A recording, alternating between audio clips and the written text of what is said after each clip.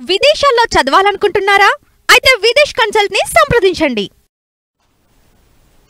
నమస్తే, నేను జర్నలిస్ట్ శ్రీనివాస్. ఈరోజు తెలంగాణ వార్తాపత్రికలో వచ్చిన వార్తల విషయం చేద్దాం. ముందుగా ఈనాడు పేపర్లో వచ్చిన వార్తలను చూద్దాం. ఎన్ కన్వెన్షన్ నేలమట్టం. తమ్మిడికుంటలో సినీ నటుడు నాగార్జున చెందిన కట్టడంపై హైడ్రా చర్యలు. శనివారం ఉదయమే కూల్చివేతల ప్రారంభం. ఎఫ్టీఎల్లో ఉన్నందుకేనన్న హైడ్రా కమిషనర్ రంగనాథ్.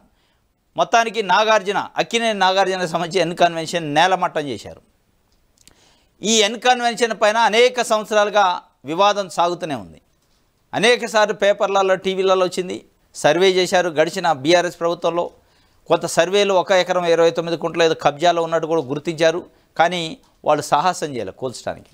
ఇవాళ హైడ్రా పేరుతోని తెలంగాణ ప్రభుత్వం ఒక ఆర్గనైజేషన్ ఏర్పాటు చేసి చాలా దూకుడుగా ముందుకు పోతుంది. అది వీఐపీయా, సినీ సెలబ్రిటీయా చూడకుండా డీవియేషన్స్ ఉంటే మట్టుకి ధ్వంసం చేస్తాం, కూలగొడతాం అని చెప్తుంది. మరి ఇది ఎంతవరకు పోద్ది? ఇది ఎక్కడితో ఆగిద్దా? ఇంకా ముందుకు పోద్దా? ఇంకా బడాబాబులు చాలామంది ఉన్నాయంటున్నారు. అది బయట చర్చ నడుతుంది. అనేక ఆరోపణలు, అభియోగాలు ఉన్నాయి. అనేక వార్తలు వస్తున్నాయి. మరి వాటిపైన కూడా చర్యలు ఉంటాయి. ఒకవైపు నాగార్జున ఒక అంగుళం కూడా కబ్జాలో లేదు, నిజంగానే డీవియేషన్స్ ఉంటే కబ్జాలో ఉందని తేలితే నేనే కూల్చేటోడిని, కూడా చట్ట వ్యతిరేకంగా ఉంటే నేనే కూల్చుతానుగా అంటున్నాను. అయితే అది ఎన్ కన్వెన్షనా, ఎల్ కన్వెన్షన్, ఏ కన్వెన్షన్ అయినా ఎవరైనా కబ్జా చేసి నేను మంచినే కూల్చారంటడా?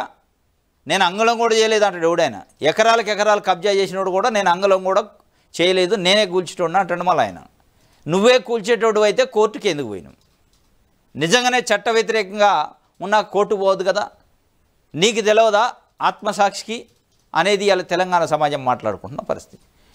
మీరు కూల్చేదైతే మీకు కూల్చే కమిట్మెంట్ ఉంటే, మీకు అంత చిత్తశుద్ధి ఉంటే కోర్టుకు పోయారు. కోర్టుకు పోయి ఆర్డర్ తెచ్చుకోవడానికి ప్రయత్నం చేసినా ఆర్డర్ ఇవ్వలే. కోర్టు పెండింగ్ ఉంది కేసు. దానికి నేను లబోదిబో కోర్టులో పెండింగ్లో కేసు ఉండగా ఎట్లా కూల్చుతారంటే, కేసు పెండింగ్లో ఉంటే కూల్చడం ఆగదు. కేసు పైన ఏమైనా స్టే ఆర్డర్ ఉంటే ఆగిద్ది. వితౌట్ స్టే ఆర్డర్ ఎందుకు అవుతారు అంటే, కోర్టులలో వేసి టైం పాస్ చేసుకుంటూ 10 ఏళ్ళు 20 ఏళ్ళు గడిపితే ప్రభుత్వాలు మారుతాయి, అధికారులు మారుతారు. కాబట్టి ఇది మొత్తానికైతే ఎన్ కన్వెన్షన్తోనే ఎండ్ అయిద్దా? ఇది ముందుకు పోద్దా? ఇంతకంటే పెద్ద పెద్ద బడాబాబులకు సంబంధించి కూడా కబ్జాలు ఉన్నాయి అనేది ఆరోపణలు ఉన్నాయి, అభియోగాలు ఉన్నాయి. దానిపైన ఆధారాలతో సహా కొన్ని ఛానల్స్, టీవీ పేపర్లు బయట పెడతాయి. మరి దానిపైన కూడా ఇదే దూకుడు ఉంటుందా? ఇదే ముందుకు పోతారా?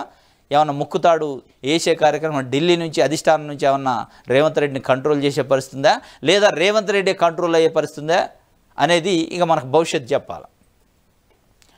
ఇక ఆయన అంగళం కూడా ఆక్రమించలేదు అంటాడు, నేనే కూల్చేదని అంటాడు. నువ్వెందుకు కూల్తో కూల్చేటోడు కూడా కోర్టుకు పోతాడు. అలా నువ్వే కూల్చేదైతే నీకే కమిట్మెంట్ ఉంటే చెరువు నీళ్ల పక్కన ఎందుకు కడతావు? కట్టడమే తప్పు. నాదం చెరువు బఫర్ జోన్లో పల్లా విద్యా సంస్థల భవనాలు, పోలీసులకు ఏఈ ఫిర్యాదు, కేసు నమోదు చేశారట. నాదం చెరువు బఫర్ జోను ఇది పల్లా రాజేశ్వరరెడ్డి గారికి సంబంధించి అనురాగ్ యూనివర్సిటీ, అనురాగ్ విశ్వవిద్యాలయం, సివిఆర్ కాలేజీలకు సంబంధించి ఆయన మొత్తం నాదం చెరువు అనే దాంట్లో కట్టిండట. గాయత్రి ఎడ్యుకేషన్ ట్రస్టుల భవనాలట, అనురాగ్ గ్రూప్ ఆఫ్ ఇన్స్టిట్యూషన్స్. దీనిపైన ఇరిగేషన్ డిపార్ట్మెంట్ వాళ్ళు ఫిర్యాదు చేశారు. ఇప్పుడు ఫిర్యాదు చేస్తే ఆయన నిన్న లబోదిబో మొత్తుకుంటుండు, లేదు నేను కబ్జా చేయలేదు, నేను అంత ఫెయిర్గా ఉన్నా అని చెప్పి. ఇప్పుడు ఆ ఫెయిర్గా ఉంటే చూపియాలి. ఏది దీనికి సంబంధించి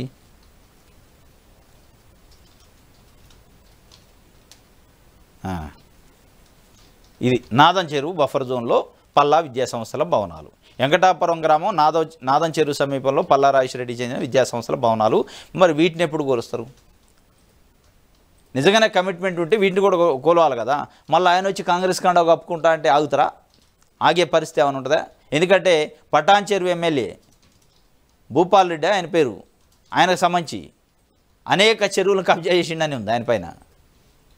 మరి ఆయన పైన ఏం చర్యలు లేవు. ఆయన దగ్గర పోయి కూల్చే సాహసం చేయట్లే. మళ్ళీ అట్లే రాజకీయ నాయకులు కాబట్టి, ఎమ్మెల్యేలు కాబట్టి మా పార్టీలో జాయిన్ అయితే అన్ని మాఫీ అనే కార్యక్రమం ఏమైనా ఉందా? పార్టీలో జాయిన్ కావడం కోసమే బెదిరింపు కార్యక్రమం, నిజంగా కూల్చేది ఏమైనా ఉందా అనేది మనకు భవిష్యత్తు చెప్పాలా. అనురాగ్ వర్సిటీ పైన అధికారులు నిన్న నోటీసులు ఇచ్చారు, కేసు కూడా పెట్టారట. 17 ఎకరాల బఫర్ జోన్ ఉందట.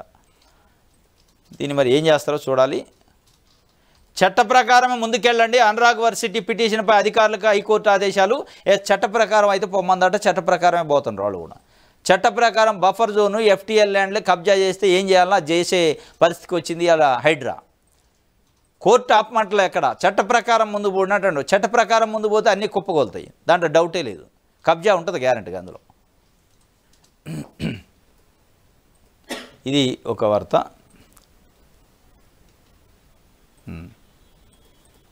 విచారం వ్యక్తం చేస్తానంటే కేటీఆర్ గారు ఆ వ్యాఖ్యలు యాదలాపంగా చేసే విచారం వ్యక్తం చేస్తున్న బరాసా కార్యనిర్వాహక అధ్యక్షుడు కేటీఆర్ మహిళా కమిషన్ ముందు హాజరు. ఆయన్ని అడ్డుకునేందుకు మహిళా కాంగ్రెస్ నేతల యత్నం ఉద్రిక్తత. మహిళా కమిషన్ను నోటీస్ ఇచ్చింది కేటీఆర్ని వ్యక్తిగతంగా హాజరు కావాలని.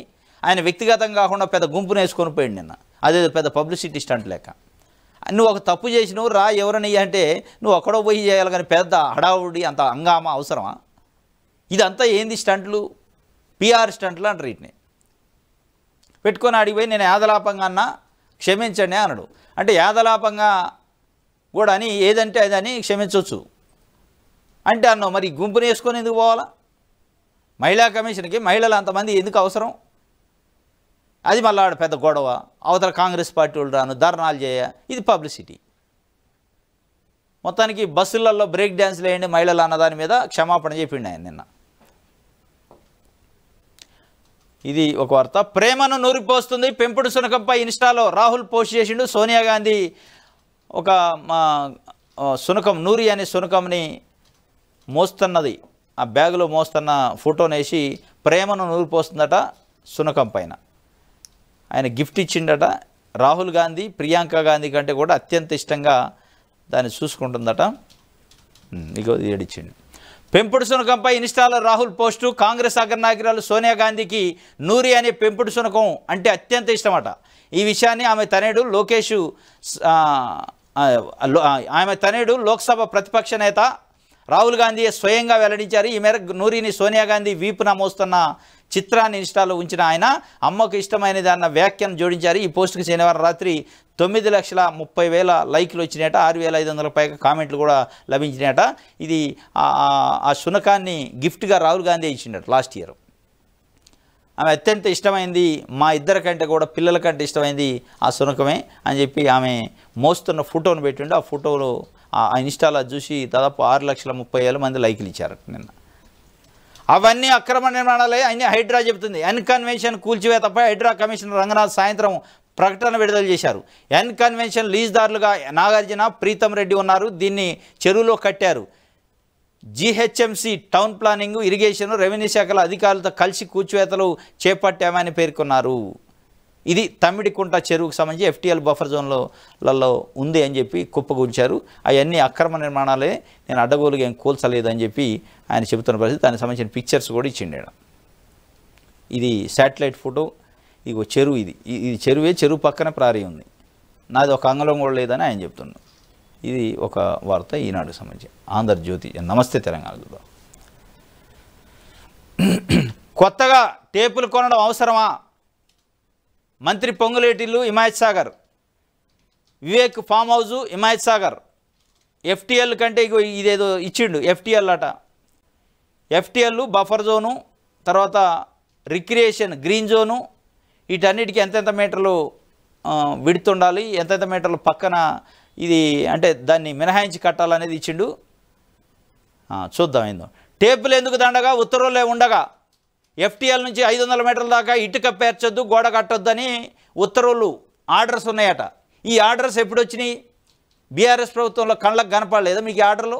ఎఫ్టీఎల్ అంటే ఎఫ్టీఎల్ నుంచి 500 మీటర్ల దాకా ఇటుక కూడా పెట్టొద్దు, గోడ కూడా కట్టొద్దని మీకు సోయి లేదా? మీకు తెలియదా ఈ ఉత్తర్వులు ఉన్నట్టు? మరి అయ్యాలు ఎడిపోయినాయి ఈ ఉత్తర్వులు. ఇవాళ టేపులు ఎందుకు దండగా, ఉత్తర్వులు ఉండగా అంటున్నావు. ఈ ఉత్తర్వులు కేసీఆర్ పరిపాలన చేసిన 10 ఏళ్లలో లేవా? ఎందుకు మీరు కళ్ళు లేని కబోదులు లెక్కొనరు? అట్లా అంటే మేము అప్పుడు చూడలే, సారీ అంటాం. నిన్న గిట్ట మహిళా కమిషన్కి పోయి యాదలాపంగా అన్నాని మేము కూడా 10 ఏళ్ళు యాదలాపంగా ఉన్నాం చూసుకోలేదు అంటావు. ఇదే కదా మీరు చెప్పేది. మళ్ళీ ఎవరు చెప్తున్నారు మీరు? పొంగులేటి శ్రీనివాసరెడ్డి ఎక్కడున్న మొన్నటిదాకా 1 ఇయర్ దాకా మీ పార్టీలో లేడు. వివేక్ వెంకటస్వామి అంతకుముందు మీ పార్టీలో లేడు. బీజేపీ కంటే ముందు మీ పార్టీయే కదా ఆయన కూడా. గుత్తా సుఖేందర్ రెడ్డి స్టిల్ మీ పార్టీ ఎమ్మెల్సీ ఆయన. పట్నం మహేందర్ రెడ్డి మీ పార్టీ ఎమ్మెల్సీ ఆయన మొన్నటి వరకు. వీళ్ళ ఫామ్ హౌజుల గురించి మీరు చెప్తున్నారు. ఈ ఫామ్ హౌజులని కట్టుకున్నది మీ దయ వల్లనే, మీ ప్రోద్బలం వల్లనే, మీ సహకారం వల్లనే. మళ్ళీ ఇవాళ మీరే నమస్తే తెలంగాణలో పెద్ద బ్యానర్ ఐటము, టేపులు ఎందుకు దండగా ఉత్తర్వులు ఉండగా ఈ ఉత్తర్వులు ఎప్పుడు వచ్చినాయి? 7 నెలల క్రితం వచ్చినాయా, 10 ఏళ్ల కింద ఉన్నాయా, 15 ఏళ్ల కింద ఉన్నాయా? ఎందుకు మీరు కళ్ళు మూసుకున్నారు? మీరు 10 ఏళ్ళు పరిపాలన చేసినప్పుడు ఈ ఉత్తర్వులని ఎందుకు బయటికి తీయలేదు? ఈ ఉత్తర్వుల ప్రకారం ఎందుకు కూల్చలే? ఎందుకు ఆ దమ్ము ధైర్యం గట్స్ లేవు? మీరు కూల్చకపోగా మీరు కొత్త ఫామ్ హౌజులు కట్టుకున్నారు మీ కుటుంబ సభ్యులు. మళ్ళీ మీకు వర్తించదా? FTL నుంచి 500 మీటర్ల దాకా ఇటుకు కూడా పెట్టకూడదు అనేది కేటీఆర్ ఫామ్ హౌస్ అందులో ఉందని కాదు ఇలా ఆరోపణ అభియోగం. మీకు వర్తించదా? మీరు చూసుకోలేదు ఉత్తర్వులు? మీరు మున్సిపల్ అడ్మినిస్ట్రేషన్ శాఖ మంత్రిగా ఉన్న కేటీఆర్ దాంట్లో ముఖ్యమంత్రి నేను కడుపు కట్టుకొని పనిచేసినాడు అప్పుడున్న ముఖ్యమంత్రి కేసీఆర్ గారు. ఈ కడుపు కట్టుకోవడం, పనిచేయటం ఇవన్నీ ఇదన్నమాట. మీ నాయకులకు ఒకళ్ళకి ఫామ్ హౌజుల మీద ఫామ్ హౌజులు పెంచి బంగారు తెలంగాణ అయిందని మీరు బంగారం పళ్ళెంలో దినుకుంటా మిగతా తెలంగాణ సమాజం అంతా బంగారు తెలంగాణ అయిందని ఎట చెప్పారు. ఈ ఉత్తర్వుల కథ అదే. అందుకే మీరు కనీసం వార్త రాసేటప్పుడు మనమే కదా మొన్నటిదాకా పరిపాలన ఉంది, మన ప్రతిపక్షంలో లేము, ఎప్పుడు అధికారంలో లేని పార్టీ లెక్క మాట్లాడుతున్నారు వాళ్ళు. 10 ఏళ్ళు అధికారంలో ఉండి మీ పార్టీలో ఉండి ఇప్పుడు కాంగ్రెస్లో పోయిన నాయకులు వీళ్ళంతా. మీరు చెప్పే ఫామ్ హౌజులు మీ హయాంలో కట్టిన ఫామ్ హౌజులే. నాగార్జున ఎన్కన్వెన్షన్ కూల్చివేత, తెల్లవారుజాము నుంచి హైడ్రా ఆపరేషన్, తమ్మిడికుంట చెరువు FTL బఫర్ జోన్లో 3 ఎకరాల 30 గుంటల్లో అక్రమ నిర్మాణాలు అని రంగనాథ్ చెప్పిండు. ఫిర్యాదులు రావడంతో కూల్చివేత, తమ్మిడికుంట చెరువును ఆనుకున్న నటుడు నాగార్జున ఎన్కన్వెన్షన్ సెంటర్ కూల్చివేసిన దృశ్యాలు. అంగళం భూమిని ఆక్రమించలేదని ఆయన చెప్తుండు. నోటీసులు గడువు ఇవ్వకుండా ఎట్లా కూలుస్తారు? ఏ నిబంధన కింద ఇంత అర్జెంట్ చర్యలు? హైడ్రా నిలదీసిన హైకోర్టు స్టే విధింపట. స్టే విధించలే, మనలో స్టే విధింపండి. స్టే ఏమి విధించింది? స్టేటస్ కో అన్నాడు, కూల్చాకి అట్లా ఉంచండి అని. అంటే ఆ శిథిలాలు తీయొద్దు అని దాని అర్థం. కూల్చకపోతే స్టే వర్తిస్తుంది, కూల్చాక ఇంకా స్టే అయింది. కూల్చొద్దు అన్నాడు, కూల్చారు, అప్పటికి అయిపోయా. కూల్చుడు అయిపోయాక ఇంకా కూల్చొద్దు ఎక్కడిది? ఇది మొత్తానికి నమస్తే తెలంగాణ ఆగం అడివడి అవుతుంది. ఎందుకంటే కూలుస్తున్నారు, ఇది ఎట్లా చేస్తారు, ఇక్కడేమో అసలు ఎట్లా కూలుస్తారు, ఏ రూల్ ప్రకారం అని ఇక్కడ అడుగుతుంది. పైన 500 మీటర్ల లోపు ఉంటే అసలు ఇటుక కూడా పెట్టకూడదు అంటుంది. ఆ ఇటుక పెట్టినా 500 మీటర్ల లోపు ఇటుక పెట్టినా, ఇటుక పెట్టకపోయినా దాని అంతరికి బీఆర్ఎస్ పార్టీ ప్రభుత్వం, అప్పట్లో ఉన్న ప్రభుత్వమే కారణం. దీంట్లో ఏమి లేదు. అది పూర్తిగా నిషేధ ప్రాంతం. 2007లోనే పురపాలక శాఖ మెమో జారీ. 2007లోనే పురపాలక శాఖ మెమో జారీ చేసిందట. మరి 2007లో మెమో జారీ చేస్తే 2007 నుంచి 14 వరకు కాంగ్రెస్ పార్టీ ప్రభుత్వం ఉంది. సరే వాళ్ళు కబ్జా కోర్లే అనుకోండి కొద్దిసేపు. మరి 2014 నుంచి 2024 వరకు మీరే ఉన్నారు కదా, ఎందుకు చర్యలు తీసుకోలేదు? ఆ 2007 మెమో అప్పుడు మీకు కళ్ళకు కనపడలేదా? మీరు చదవలేదా? మీకు తెలవదా? యాదలాపంగా ఉన్నారా? లేదా మనోళ్లే కాబట్టి మన పార్టీ ఎమ్మెల్యేలే మన పార్టీ ఎంపీలే కాబట్టి చేసుకొని ఏమైంది, చెరువులు ఎన్నైనా కబ్జా చేసుకొని అని ఊరుకున్నారా? చెప్పాలా? బయటికి రాకుండా మెమోను తొక్కిపడుతున్న జలమండలి. మరి 10 ఏళ్ళు ఎవరు పట్టారు? ఇది ఒక వార్త. ప్రజాభవన్ ముట్టడి తథ్యం. రుణమాఫీకి డెడ్లైన్ సెప్టెంబర్ 15. రైతు ఐక్య కార్యాచరణ కమిటీ అల్టిమేటం. రైతుల నిరసనకు బీఆర్ఎస్ సంఘీభావం. హాజరైన వేముల ప్రశాంత్ రెడ్డి, బాజిరెడ్డి గోవర్ధన్ రెడ్డి, జీవన్ రెడ్డి. ఆర్మూర్లో రైతుల మహాధర్నా సక్సెస్ అయిందట. షరతులు లేని రుణమాఫీ, రైతు భరోసా అమలు చేయాలని డిమాండ్ చేస్తూ నిజామాబాద్ జిల్లా ఆర్మూర్ రెవెన్యూ డివిజన్ పరిధిలోని నిజామాబాద్ రూరల్, బాల్కొండ నియోజకవర్గం, ఆర్మూర్ నియోజకవర్గ పరిధిలోని రైతులు మామిడిపల్లి చౌరస్తాలో శనివారం మహాధర్నా చేశారట. సెప్టెంబర్ 15 డెడ్లైన్ పెట్టారు. అప్పటికల్లా రైతులకు పూర్తిగా రుణమాఫీ కాకపోతే ప్రజాభవన్ ముట్టడిస్తామని ఒక పిలిపిచ్చారు రైతుల ఐక్య కార్యాచరణ కమిటీ. దానికి బీఆర్ఎస్ పార్టీ కూడా మద్దతు ఇచ్చిందట. ఇది ఒక వార్త. రాఖీ కడితే నోటీసులట.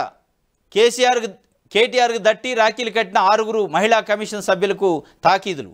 వారికి నోటీసులు జారీ చేసిన చైర్పర్సన్ మహిళా కమిషన్ ఎదుట కేటీఆర్ హాజరు. యాదలాపంగా చేసిన వ్యాఖ్యలపై విచారం వ్యక్తం చేసినట్టు కమిషనర్కు వివరించా. మరోసారి రమ్మన్నారు, తప్పకుండా వెళ్తా. రాఖీ కడితే నోటీసులు ఇచ్చారట. ఎవరికి? మహిళా కమిషన్కి సంబంధించిన 6 సభ్యులు. మీరు ఒక మహిళా కమిషన్ సభ్యులుగా ఉండి, మహిళా కమిషన్ సభ్యురాలంటే కాన్స్టిట్యూషనల్ బాడీలో ఒక సభ్యురాలు. అంటే ఒక కంప్లైంట్ వచ్చిన వ్యక్తిని కంప్లైంట్ పైన పిలిచి, వివరణ కోసం పిలిచి, ఆయన ఏం చేసిండో వివరణ అడగటానికి పిలిచి, ఆయన ఒక రకంగా కంప్లైంట్ ఆయన పైన ఉంది. ఆయన వస్తే నువ్వు దట్టి కట్టి రాఖీలు కడితే మరి మిగతా వాళ్ళకు కూడా కడతారు. ఎట్లే?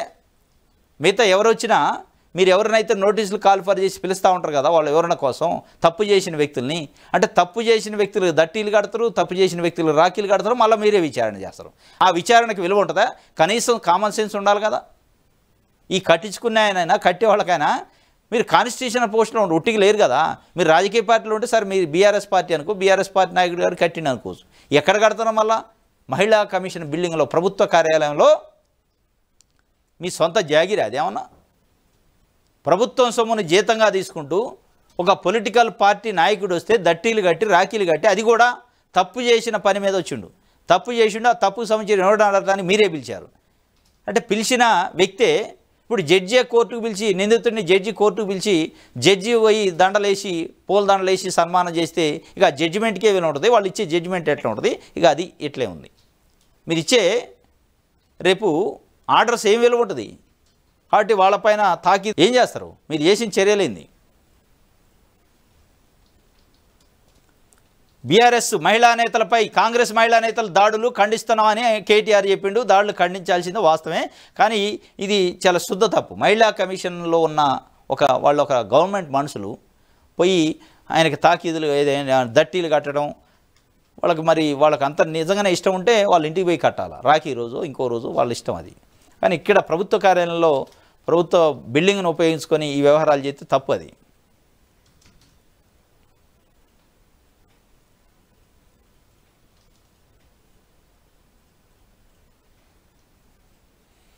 సినీ పెద్దలు కలవలేదనే కక్ష, ఎన్ కన్వెన్షన్పై మంత్రి ఫిర్యాదు, 3 రోజుల్లోనే హైడ్రా నేలమట్టం, కోమటిరెడ్డికి దూరంగా సినీ పెద్దలు లెక్క తేలుస్తానన్న ఆనాడే వార్నింగ్ ఇచ్చినట. సినిమాటోగ్రఫీ మంత్రి సినీ పెద్దలు కలవలేదట ఆయన్ని. మరి కోమటిరెడ్డి వెంకటరెడ్డి ఆయన కలవలేదని చెప్పి 3 రోజుల్లో ఆయన కంప్లైంట్ ఇచ్చిన 3 రోజుల్లోనే సినీ నటుడు నాగార్జున సంబంధించి మొత్తం నేలమట్టం చేశారు ఎన్ కన్వెన్షన్ అంటున్నారు. కానీ అది కాదు, దీనిపైన అనేక సంవత్సరాలుగా వివాదం ఉంది. ఆయన కలవలేదంటే ఒక నాగార్జున ఒక్కడ కాదు, సినీ పెద్దలు అంటే చాలామంది ఉంటారు. మరి చాలామందికి ఫామ్ హౌస్లు ఉన్నాయి, అందరికీ కలవలేదు.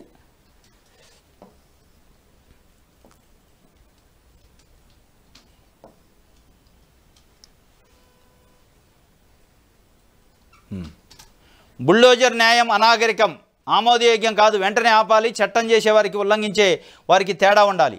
ప్రభుత్వాలే నేరస్తుల్లా ప్రవర్తించొద్దు. కాంగ్రెస్ ప్రధాన కార్యదర్శి ప్రియాంక గాంధీ గారు బుల్డోజర్ న్యాయం ఏమాత్రం ఆమోదయోగ్యం కాదని, దీనిని వెంటనే ఆపేయాలని కాంగ్రెస్ పార్టీ ప్రధాన కార్యదర్శి ప్రియాంక గాంధీ డిమాండ్ చేశారు. మధ్యప్రదేశ్లో ఛతర్పూర్ జిల్లాలో ఓ నిరసన సందర్భంగా చెలరేగిన హింసలో ఆరోపణలు ఎదుర్కొన్న వ్యక్తి నివాసాన్ని ప్రభుత్వం కూల్చేసింది. ఈ ఘటనపై శనివారం ఎక్స్లో ప్రియాంక స్పందించారు.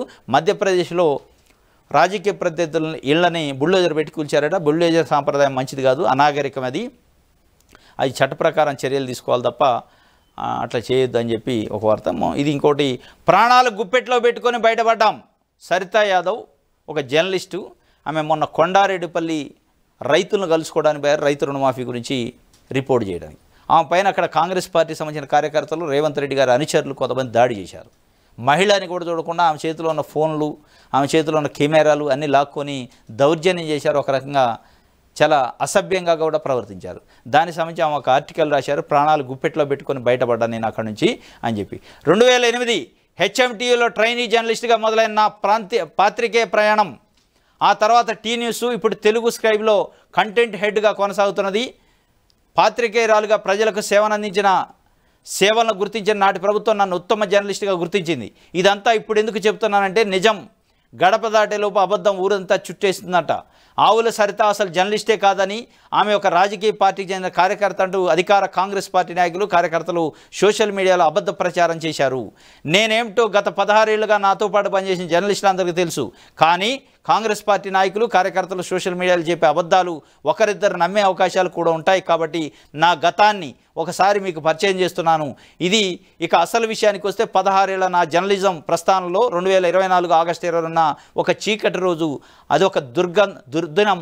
ఆ రోజు అసలు ఏం జరిగిందంటే అని చెప్పి ఆమె ఆ రోజు జరిగిందని మొత్తం ఒక ఆర్టికల్ రూపంలో రాశారు. రక్షణ కోసం మా పోలీసులు మమ్మల్ని మా కార్లు ఎమ్మటి ఎస్కాట్ లెక్క రావాల్సిన పరిస్థితికి వచ్చింది. ఇది ప్రాణాలు గుప్పెట్లో పెట్టుకొని బయటపడ్డా అని చెప్పి ఆమె చెప్తున్న పరిస్థితి. తెలుగు స్క్రైబ్ జర్నలిస్ట్ అట సరితా యాదవ్, సీనియర్ జర్నలిస్టు. ఆమె పైన దాడి జరిగిన దాని గురించి రాశారు. ఆంధ్రజ్యోతి చూద్దాం. పింఛన్కు కొత్త పథకం. కేంద్ర ప్రభుత్వ ఉద్యోగులకు ఏకీకృత పింఛను వచ్చే ఏడాది ఏప్రిల్ నుంచి అమల్లోకి. చివరి 12 నెలలు మూల వేతనం సగటులో పింఛన్గా 50% పొందే వెసులుబాటు. 25 ఏళ్ల సర్వీస్కు అంత మొత్తం. 10 ఏళ్ల సర్వీస్కి అయితే కనీస పెన్షన్ 10,000 ఆమోదించిన కేంద్ర మంత్రివర్గం. 23 లక్షల మంది కేంద్ర ఉద్యోగులకు లబ్ధి. రాష్ట్రాలు అమలు చేయాలని సూచన.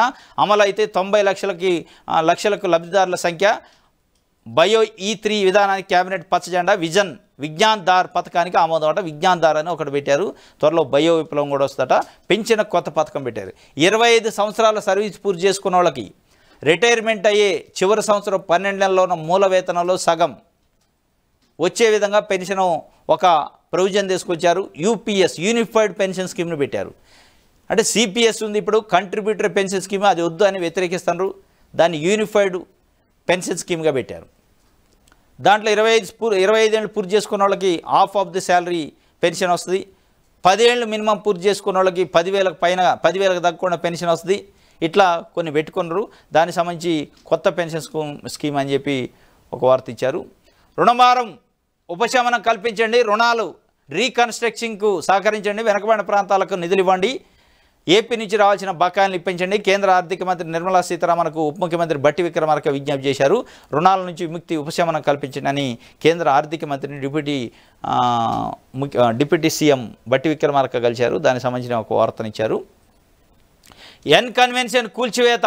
సినీ నటుడు నాగార్జున చెందిన నిర్మాణం నిలమట్టం. తెల్లవారుజామున అనూహ్యంగా రంగంలోకి హైడ్రా. ఉదయం నుంచి కూల్చివేతలో 5 గంటల్లో పూర్తి. హైకోర్టులో నాగార్జున పిటిషన్. మధ్యంతర స్టే జారీ. అప్పటికే సింహభాగం పూర్తయిన కూల్చివేత. 16 ఏళ్ల క్రితం నిర్మాణం. తమ్మిడికుంట చెరువు FTL బఫర్ జోన్ పరిధిలో 3 ఎకరాల 30 గుంటలు. నిర్మాణానికి GHMC అనుమతులు లేవు. గతంలో కోర్టు స్టే ఆర్డర్లు లేవు అని హైడ్రా చెబుతుంది. కానీ నాగార్జున గారు నేను ఒక్క అంగళం కూడా కబ్జా చేయలేదు అంటాడు. 3 ఎకరాల 30 గుంటలు చేశారని వాళ్ళు చెప్తున్నారు. చెరువు పక్కనే ఉంది. ఇది చెరువు పక్కన ఆనుకొనే ఉంది. నేను అసలు కబ్జానే చేయలేదు అంటాడు. ఇది చట్టవిరుద్ధం అంటాడు. మరి కబ్జా చట్టవిరుద్ధం కాదా అనేది ఇప్పుడు ప్రశ్న.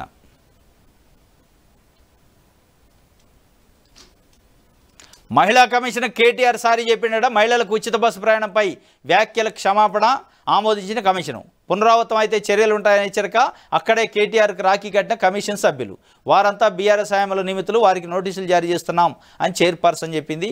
బీఆర్ఎస్ పార్టీకి సంబంధించిన అప్పట్లో నియమించబడ్డ సభ్యులట. అందుకే వాళ్ళు పోయి కట్టారట. వాళ్ళు ఏ పార్టీ ఉన్నప్పుడు కట్టినా అది దట్టి కట్టడం రాఖీ కట్టడం పెద్ద తప్పేది. మీరు ప్రభుత్వంలో ఉన్నారు, ఇలా ప్రభుత్వ సర్వీస్లో ఉన్నారు, ప్రభుత్వం జీతం తీసుకుంటున్నారు. మీరు ఆయన వస్తే మీకున్న ఇష్టం ఉంటే వాళ్ళ ఇంట్లో పోయి చేసుకోవాలి. అట్లాంటివి ఏమైనా ఉంటే రాఖీ కట్టాలన్నా, ఆయనకు పూలదండలు వేయాలన్నా, సన్మానించాలన్నా. నన్ను ఇరికించారు. జూనియర్ వైద్యురాలపై అత్యాచారం కేసులో నాలుక మడతేసిన ప్రధాన నిందితుడు సంజయ్ కలకత్తా హైకోర్టులో మేజిస్ట్రేట్ ఎదుట కన్నీరు పెట్టిండట. నన్ను ఇరికించారంటాడు. ఇరికించిందెవరు, చేసిందెవరు? మరి నిజంగానే కావాలని ఎవరైనా ఇరికించి పెద్ద తలకాయలు బయటికి దాకుండా ఉండటం కోసం ఈయన పెట్టారా ముందు? సంజయ్ రౌత ఏదో పేరు. నన్ను ఉరిదీయండి, ఏం చేస్తారో చేయండి అన్నాడు ఫస్ట్ రోజు. ఇప్పుడేం ఇరికించారంటాడు. మరి ఆ ఇరికించారనే వ్యాఖ్యలు వెనక ఏమన్నా నిజంగానే స్టోరీ ఉందా? రాజకీయ నాయకులు, బడాబాబులు, పెత్తందారులు, పెట్టుబడిదారులు, విఐపీలు, సెలబ్రిటీలకు సంబంధించిన వ్యక్తులు ఏమైనా ఉంటే వాళ్ళ పేర్లు బయటకు వస్తాయని చెప్పి వీడిని ఏమైనా పెట్టారు ఆడ. కానీ మొత్తానికైతే దారుణకాండ జరిగింది. ఆ దారుణకాండ పైన, ఆ దౌర్భాగ్యమైన విషయం పైన కనీస స్పందన మమతా బెనర్జీ సర్కార్ నుంచి ఆ స్థాయిలో లేదు అనేది పెద్ద ఎత్తున విమర్శలు వస్తున్నాయి. మరి లేకపోవడానికి కారణం ఇదేనా? ఈ మతలబు ఉందా? ఇరికించే ప్రయత్నం చేశారు కాబట్టి అసలు వాళ్ళని తప్పించడానికే ఈ డిలేనా? FIR కూడా చేయలేదని సుప్రీంకోర్టు సుమోటో కేసులో అడిగింది. జరిగిన తర్వాత FIR చేయడానికి ఎందుకు అంత లేట్ అయింది అనే విషయం పైన కూడా సుప్రీంకోర్టు చాలా సీరియస్ అయింది. FIR కూడా చేయలేదు అంటే దీని వెనక మొత్తం కూడా ఏదో కారణాలు ఉన్నాయనేది ఇప్పుడు దీన్ని బట్టి అర్థమవుతుంది. మరి ఆ పెద్ద తలకాయల కథ ఏంది, ఆ పెద్ద తలకాయలు ఎవరు ఉండరు అనేది భవిష్యత్తులో తెలవాల్సి ఉంది. ఇది ఆంధ్రజ్యోతికి సంబంధించి. Sakshi paper. High drama N convention కూల్చివేత. సినీ నటుడు అక్కినేని నాగార్జున ఫంక్షన్ హాల్ను కూల్చివేసిన హైడ్రా. తమ్మిడికుంట చెరువు ఆక్రమించి కట్టారనే ఆరోపణలతో చర్యలు. ఫిర్యాదు చేసిన జనం కోసం సంస్థ. మంత్రి కోమటిరెడ్డి వెంకటరెడ్డి. కూల్చివేత కోసం పక్కా ప్రణాళికతో వచ్చిన అధికారులు. ఉదయం నుంచే భారీ బందోబస్తు.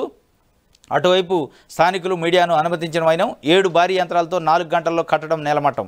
చెరువు చుట్టూ ఉన్న ఇతర నిర్మాణాలు కూడా తొలగింపట. కూల్చివేతపై స్టేటస్కో వచ్చింది, కూల్చాక వచ్చింది స్టేటస్కో. బఫర్ జోన్లో అనురాగ్ విద్యా సంస్థలు కట్టారని అనురాగ్ విద్యా సంస్థలు చైర్మన్ పల్లా రాజేష్ రెడ్డి పైన కూడా నిన్న కంప్లైంట్ వచ్చింది ఇరిగేషన్కి సంబంధించి. మొత్తానికైతే హైడ్రామా అని చెప్పి హైడ్రామా అయిందట. హైడ్రా సాక్షి పేపర్ హైడ్రామా అని ఒక వార్త రాసింది. ఎన్ కన్వెన్షన్ కూల్చివేత న్యాయ పోరాటం చేస్తా అంటండి ఆయన. అది అక్రమ నిర్మాణమని రంగనాథ్ గారు అంటాడు. ఎన్ కన్వెన్షన్ నిర్మించే స్థలం పట్టాభూమి, ఒక్క అంగళం కూడా చెరువు భూమి ఆక్రమణ గురి కాలేదు. కేసు కోర్టులో ఉన్నప్పుడు ఇలా చేయడం సరికాదు, దీనిపై న్యాయ పోరాటం చేస్తాడట. ఒక్క అంగళం కూడా కబ్జా చేయలేదట. అది పట్టాభూమి. ఆ పట్టా ఎవడు చేసిండు, ఎట్ట చేసిండు అది కూడా బయటకు రావాలి కదా. పట్టాలు చాలా ఉంటాయి, దొంగ పట్టాలు కూడా ఉంటాయి. సోనియాదే నిర్ణయం. టీపీసీసీ చీఫ్ ఎంపికపై రాష్ట్ర నేతల భేటీలో కుదరని ఏకాభిప్రాయం. మహేష్ కుమార్ గౌడ్ పేరును బలపరిచిన సీఎం రేవంత్ రెడ్డి, మధు యాష్కీకి మద్దతుగా నిలిచిన డిప్యూటీ సీఎం భట్టి, మంత్రి ఉత్తమ్. ఎవరి వాదన వారు వినిపించడంతో నిర్ణయాధికారం సోనియాకు అప్పగించిన ఖర్గే, రాహుల్. సోనియాగా అదే నిర్ణయమట. మొత్తానికి ప్రదేశ్ కాంగ్రెస్ కమిటీ తెలంగాణ పీసీసీ నియామకం సంబంధించి ఒక ఉత్కంఠ ఉంది. ఎవరికిస్తారని 3 కీలకమైన నాయకులు ఢిల్లీలో ఉన్నారు. ఉప ముఖ్యమంత్రి, ముఖ్యమంత్రి Uttam Kumar Reddy.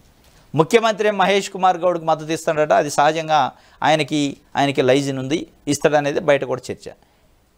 At the same time ఆయనకి యాంటీగానే ఉప ముఖ్యమంత్రి ఉత్తమ్ కుమార్ రెడ్డి, మధు యాష్కి గౌడ్ సీనియర్ నాయకుడు, తెలంగాణ సాధించడంలో కీలక భూమిక పోషించడం, ఎంపీగా ఉండి ఆయనకి వాళ్ళని మొత్తానికి 2 బీసీ సామాజిక వర్గం, 2 గౌడ సామాజిక వర్గం.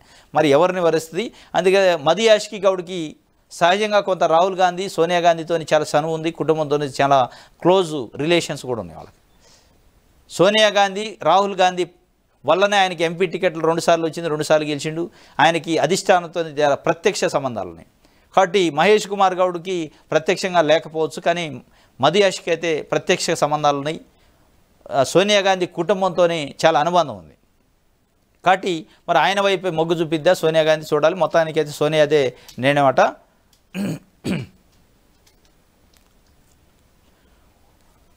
ఇది ఒక వార్త. నమస్తే తెలంగాణ వెలుగు పేపర్ చూద్దాం.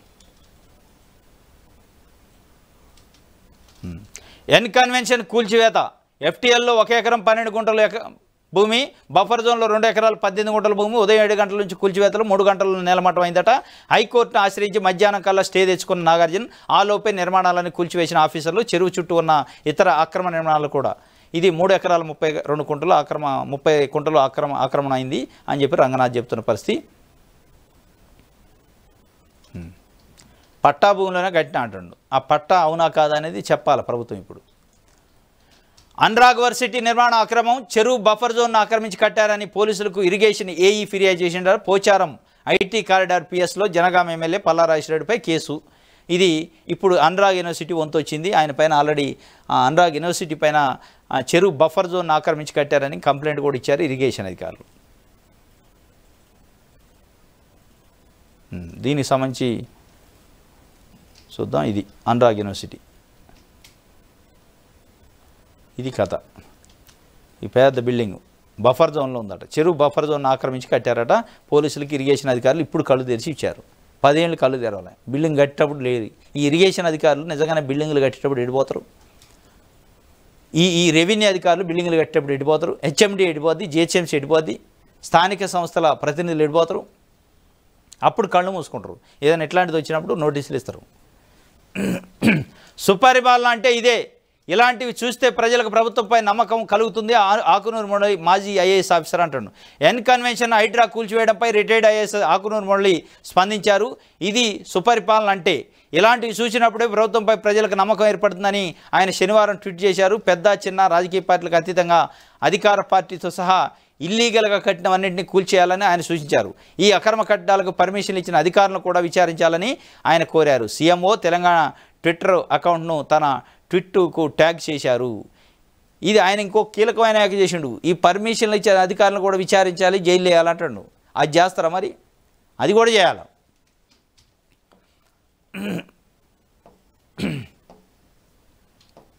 ఇది నమస్తే తెలంగాణకు సంబంధించి దిశ పేపర్ చూద్దాం. ఎస్సీ వర్గీకరణ అమలుకు కేబినెట్ సబ్ కమిటీ వేయాలి. త్వరలో ఏర్పాటు చేసే ఆలోచనలో సర్కారు ఉందట. మొన్న ఎస్సీ వర్గీకరణపై ముఖ్యమంత్రిని కలిశారు మందకృష్ణమాదిగా, ఆయన ప్రతినిధి బృందం పోయి ఎస్సీ వర్గీకరణ అమలు తొందరగా చేయండి అని దానిపైన ఒక క్యాబినెట్ సబ్ కమిటీ వేస్తారట. ఆ సబ్ కమిటీ వేసి త్వరలో అమలు చేసేదానికి చూస్తారట. మంత్రి దామోదర రాజనరసింహ నేతృత్వంలో వేయాలని చూస్తారట. సభ్యులుగా మంత్రులు సీతక్క, పొన్నము ప్రభాకర్ ఉండే అవకాశం ఉంది. తమిళనాడు, హర్యానా రాష్ట్రాల్లో స్టడీ టూర్ కూడా ఉంటుందట. 2-3 రోజుల్లో ఢిల్లీకి ఎమ్మెల్యేలు ఏఐసిసి చీఫ్ ఖర్గేని కలిసి చర్చించే ఛాన్సు, అవసరమైతే అసెంబ్లీ ప్రత్యేక సెషన్ పెట్టే యోచనలో కూడా ఉందట. ఎస్సీ వర్గీకరణ పైన చాలా దూకుడుగా కాంగ్రెస్ పార్టీ ప్రభుత్వం పోతుంది. కానీ అధిష్టానం కేసీ వేణుగోపాల్ లాంటి వాళ్ళు ఏం చెప్తారు, దీనిపైన చాలా స్టడీ చేయాలి, స్టడీ చేసిన తర్వాతనే దీనికి ముందుకు పోతామని వాళ్ళు చెప్పారు. ఇది ఒక వార్త.